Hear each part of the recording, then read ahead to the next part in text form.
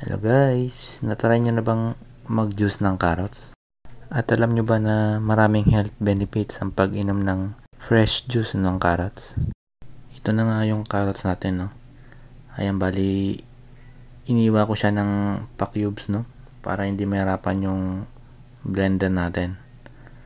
So, ito, kalahati lang muna nilagay ko sa blender. Nilagyan ko ng konting tubig. Ayan, tsaka na natin i-blender.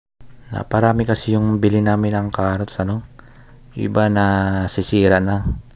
Kaya naisipan namin na gawin na lang itong juice para hindi masayang, ano. Ayan, kapag pinong-pino na siya, pwede na po ito, ano. Tapos diretso na po natin siyang sasalain. Ayan, patuloy-tuloy lang natin siya.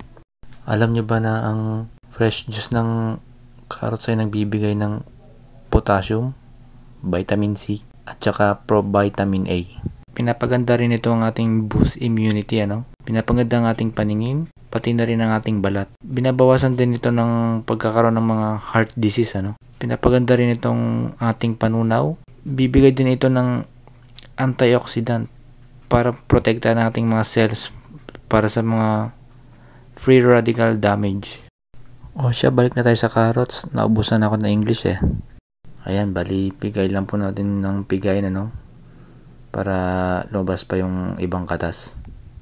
Ayan, kapag okay na, pwede nyo nating dagdagan nito ng fresh milk, ano? Para mas maging malinam namang lasa.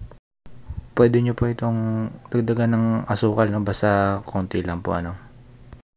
Ayan, tapos haluhaluin lang po natin, ano?